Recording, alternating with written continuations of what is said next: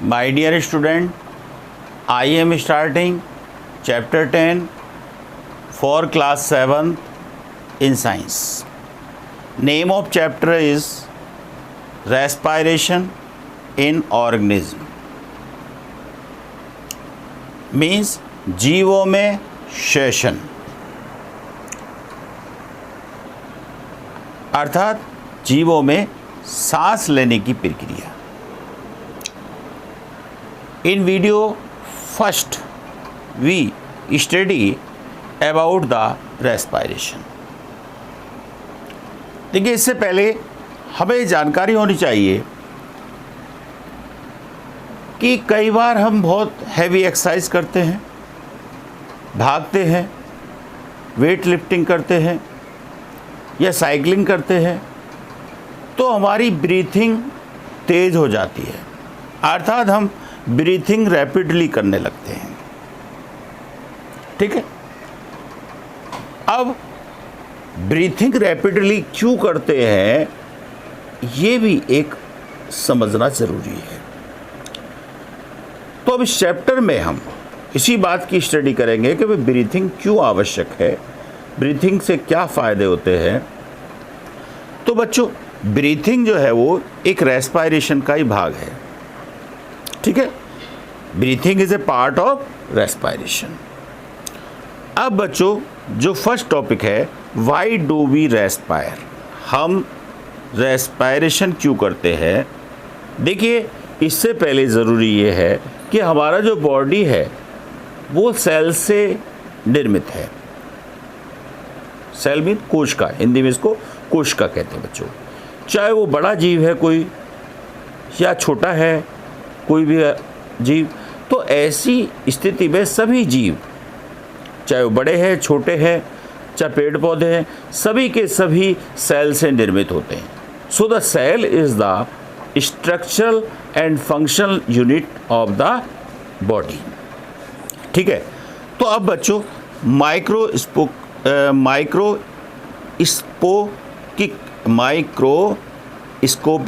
Unit of the cell, microscopic unit of the cell. Microscopic unit क्यों कहा है इसको, क्योंकि ये बहुत ही छोटी होती है, दिखाई भी देती है, इसलिए इसको देखने के लिए माइक्रोस्कोप का यूज़ किया जाता है बच्चों. अब देखिए, हमारी जो सेल है उसमें डिफरेंट फंक्शन होते हैं, जैसे न्यूट्रिशन का हो गया, ट्रांसपोर्ट का हो गया, एक्सक्रीशन का हो गया, रिप्रोडक्शन का हो गया. न्यूट्रिशन मीन्स पोषण, ट्रांसपोर्ट भोजन का एक जगह से दूसरी जगह जाना, एक्सक्रीशन गंदे पदार्थों का शरीर से बाहर निकालना, रिप्रोडक्शन जनन. ठीक है. तो अब ये सब क्रियाओं के लिए सेल को क्या चाहिए बच्चों, एनर्जी चाहिए. ठीक है, ऊर्जा चाहिए. To perform these function the cell need energy. ठीक है, क्योंकि energy is the capacity to the do work. Even when we are eating, मतलब ऊर्जा जब भी हमें ज़रूरत होती है, जैसे खा रहे हैं, भोजन कर रहे हैं, स्लीपिंग. देखिए, बड़ी आश्चर्य की बात है कि हम लोग ये सोच सकते हैं कि सोने में ऊर्जा की क्या ज़रूरत है, उसमें तो हम लोग आराम करते हैं. नहीं, हमारे बहुत सारे ऑर्गन, इंटरनल ऑर्गन काम करते रहते हैं, उनके लिए एनर्जी की आवश्यकता होती है. और रीडिंग वगैरह, जैसे आप पढ़ रहे हैं, तो वी नीड एनर्जी, हमें ऊर्जा की आवश्यकता है बच्चों. अब ये ऊर्जा बॉडी के लिए आए कहाँ से. फूड हैज़ स्टोर्ड एनर्जी, भोजन में संग्रहित ऊर्जा होती है. भोजन में क्या होती है, एनर्जी. परंतु बिल्कुल इसी तरीके से जैसे पेट्रोल भरा हुआ है किसी गाड़ी में, तो वो एनर्जी नहीं देगा जब तक हम उसको जलाएंगे नहीं, जब तक उसका कंबंशन नहीं होगा. इस तरह से ही बच्चों, भोजन खाने से हमें एनर्जी तब तक नहीं मिलेगी जब तक हम रेस्पायरेशन नहीं करेंगे, ऑक्सीजन अंदर नहीं लेंगे. क्योंकि ऑक्सीजन अंदर लेने से हमारे फूड का एक तरह से ब्रेक डाउन होता है, which is release during respiration. बच्चों, फूड हैज़ स्टोर्ड एनर्जी, उसमें स्टोर्ड एनर्जी होती है, और वो कब रिलीज होगी, जब हम रेस्पायरेशन करेंगे. तो इसलिए सभी जीव, all living organism respire to get energy from food, अर्थात भोजन से एनर्जी लेने के लिए रेस्पायरेशन करते हैं। अब आपको ये बात समझ में आ गई होगी कि भाई हमें एनर्जी की आवश्यकता होती है, इसलिए हम रेस्पायरेशन करते हैं, श्वसन करते हैं। अब बच्चों, क्योंकि रेस्पायरेशन कहाँ होता है? सेल में, ठीक है। तो ऐसे रेस्पायरेशन को जो सेल के अंदर होता है उसको क्या कहते हैं? सेलुलर रेस्पायरेशन, कोशिकीय श्वसन। देखिए इसमें क्या है? The process of break down of food, यानी कि भोजन का टूटना in the cell with the release of energy, से एनर्जी प्राप्त होती है, एनर्जी मिलती है, इज कॉल्ड सेलुलर रेस्पायरेशन। बच्चों सेलुलर रेस्पायरेशन की डेफिनेशन आ जाती है कभी कभी, ठीक है। अब सेलुलर रेस्पायरेशन जो है वो बच्चों दो टाइप का होता है, एक तो हम लोग हैं और दूसरे जीव हैं, जैसे कुत्ता है, बिल्ली है, पेड़ पौधे हैं, वो एक तरह से ऑक्सीजन की उपस्थिति में रेस्पायरेशन करते हैं। तो ऐसे रेस्पायरेशन जो ऑक्सीजन की प्रेजेंस में होता है उसको एरोबिक रेस्पायरेशन कहते हैं। तो क्या है, यदि इंग्लिश में आपको समझाया जाए तो when break down of glucose, glucose means food, जो भोजन करते हैं उसमें ग्लूकोज होता है, occurs with the use of oxygen, यदि भोजन का ब्रेक डाउन ऑक्सीजन की प्रेजेंस में होता है, it is called aerobic respiration, ठीक है। और इसको बच्चों मैंने यहाँ पर इक्वेशन से दर्शाया है, देखो यहाँ से, ये मैंने number 1 glucose with the use of oxygen, क्या बनेगा बच्चों? कार्बन डाइऑक्साइड बनेगी, वाटर बनेगा, एनर्जी, एनर्जी का उपयोग हम अपने बॉडी के लिए कर लेते हैं और कार्बन डाइऑक्साइड बाहर निकाल लेते हैं। इसीलिए आपने देखा होगा जब भी हम रेस्पायरेशन करते हैं ऑक्सीजन अंदर लेते हैं हवा से और कार्बन डाइऑक्साइड हवा में बाहर निकालते हैं, ठीक है। तो इस तरह से ये प्रोसेस चलते हैं बच्चों।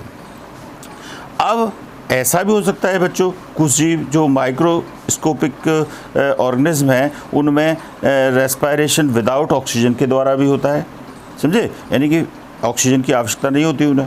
Food can also be break down without using oxygen, food का ब्रेक डाउन बिना ऑक्सीजन के भी हो सकता है। This is called anaerobic respiration. क्या है? Anaerobic respiration. तो बच्चों अर्थात अवायवीय, हिंदी में कहें अवायवीय श्वसन, और पहले वाला क्या था? वायवीय श्वसन। बच्चों इन दोनों में डिफरेंस भी आ जाता है। तो जो अनारोबिक रेस्पायरेशन है उसकी मैंने इक्वेशन यहाँ पर दे रखी है, नंबर 2, ये पहले के लिए था, ये दूसरे के लिए। ग्लूकोज का ब्रेक डाउन हो रहा है without the use of oxygen, और क्या प्राप्त हो रहा है? Alcohol plus carbon dioxide plus energy बच्चों, ठीक है, एनर्जी दोनों में बनेगी। अब बच्चों एग्जाम्पल, ऊपर का तो जो एक तरह से एरोबिक रेस्पायरेशन था वो तो हम सभी जीवों में होता है, पेड़ पौधों में होता है, जो हाई क्लासेस ऑर्गेनिज्म होते हैं, लेकिन कुछ में जो है विदाउट ऑक्सीजन के भी होता है। तो एग्जाम्पल क्या है इसका? जैसे यीस्ट, देखिए यीस्ट एक माइक्रो ऑर्गेनिज्म है और बच्चों सिंगल सेल्ड होता है, इसमें एक कोशिकाएं होती है, समझे नहीं, जैसे अमीबा में। तो these are single celled organism, एक कोशिकीय जीव है, और इसमें आप देख रहे हैं कि क्या बना? एल्कोहल, और एल्कोहल का मतलब आप समझ गए होंगे शराब, समझे नहीं। तो due to yield of alcohol, alcohol प्राप्त होने की वजह से these are use to make wine and beer, इनका उपयोग किस में किया जाता है? वाइन और बियर, समझ गए नहीं, दोनों ही एक तरह से ये शराब के ही प्रोडक्ट हैं। तो अब वाइन और बियर जो है वो हमें प्राप्त होती है क्योंकि अल्कोहल मीन्स दिस। अब आप समझ गए होंगे कि भाई कई बार बच्चों ऐसा होता है कि हम लोग अब डिफरेंट ऑर्गन से हम रेस्पायरेशन करते हैं, ऑक्सीजन को अंदर लेते हैं, तो कभी कभी ऐसा हो जाता है कि ऑक्सीजन की सप्लाई हमारी इस तरह से पूरी नहीं होती बच्चों, है। कई बार बड़ा मुश्किल हो जाता है कि हम जो है ऑक्सीजन की सप्लाई की पूर्ति करें। तो ऐसी स्थिति कब हो सकती है? जब आप साइकिलिंग कर सकते हो या रेसिंग कर सकते हो या हैवी लोड कोई उठा रहे हो, वेट उठा रहे हो। तो इस तरह से यदि आप करेंगे तो आपको जो ऑक्सीजन मिल रही है वो सफिशिएंट नहीं होती। ऐसी स्थिति में आपकी मसल्स भी रेस्पायरेशन करने लगती हैं, मांसपेशियों में भी अपने आप ही ऑक्सीजन लेकर के रेस्पायरेशन होता रहता है बच्चों। तो अब देखिए, एब्सेंस नहीं, एब्सेंस मतलब एक तरह से मसल्स में जो रेस्पायरेशन होता है वो विदाउट ऑक्सीजन की पोजीशन में होता है। तो क्या है, ग्लूकोज किस में प्रेजेंट है बच्चों? इन द मसल्स और in the absence of oxygen, और ऑक्सीजन की अनुपस्थिति होती है। तो बच्चों क्या बनेगा? Lactic acid plus energy, energy इसमें बनी। तो आप समझ गए कि बच्चों हमारी मसल्स भी रेस्पायरेशन करने लगती हैं in the absence of the oxygen, और उसके द्वारा लैक्टिक एसिड प्लस एनर्जी बनते हैं। अब बच्चों कई बार हमने देखा होगा कि हमारी मसल्स में एक तरह से जकड़न, ऐंठन सी पैदा हो जाती है, crumbs occur in the muscles. जब आप हैवी एक्सरसाइज करते हैं या इस तरह की एक्टिविटी करते हैं, जैसे ये भी बताई मैंने, रनिंग की, साइकिलिंग की, वॉकिंग की, मैनी आवर कई घंटे करते हैं, हैवी वेट लिफ्टिंग करते हैं, तो demand for the energy is high. तो ऐसी स्थिति में आपको एनर्जी की ज़्यादा डिमांड हो जाती है। Then anaerobic respiration take place in the muscles. तो मसल्स में क्या हो जाता है? अनएरोबिक रेस्पायरेशन है to fulfil the demand of energy, जिससे ऊर्जा की डिमांड, मांग पूरी होती है। मैंने इक्वेशन में दिखाया बच्चों, ग्लूकोज इन द मसल्स जो होता है, in the absence of the oxygen lactic acid का निर्माण प्लस एनर्जी का निर्माण होता है। और बच्चों इस लैक्टिक एसिड के कारण हमारी मसल्स में जकड़न पैदा हो जाती है। तो इसको कैसे दूर किया जा सकता है बच्चों? हॉट वाटर में बाथ करके या मसाज करके इम्प्रूव। इससे क्या होगा? हॉट वाटर से बात करेंगे या मसाज करेंगे तो इससे क्या होगा? हमारा ब्लड सर्कुलेशन इम्प्रूव होगा, और अच्छा ब्लड सर्कुलेशन से ऑक्सीजन की सप्लाई बढ़ जाएगी। तो क्या होगा? ऑक्सीजन की सप्लाई इंक्रीज हो जाएगी, और then there is the complete break down of the lactic acid. Lactic acid जो बना हुआ है यहाँ पर, उसका कंप्लीट ब्रेक डाउन हो जाएगा, किसमें? कार्बन डाइऑक्साइड एंड वाटर्स में। ठीक है बच्चों, तो this is the end of the video first. बच्चों अच्छी तरीके से समझते रहें, कोई परेशानी है तो पूछते रहें। और दूसरा, आपको ध्यान होना चाहिए कि आपका जो पेपर है वो 22 तारीख में होगा साइंस का, ठीक है ना? और ध्यान से चैप्टर 4 to 9 साइंस में अच्छी तरीके से देख लें। पेपर अभी ऐसा ही होगा, ऑब्जेक्टिव टाइप ही, 20 क्वेश्चन होंगे, 20 नंबर का होगा। और दूसरा बच्चों, बाद में आपका रिटन टेस्ट भी हो सकता है, ठीक है, जो 20 नंबर का होगा, वो बाद की प्रक्रिया है।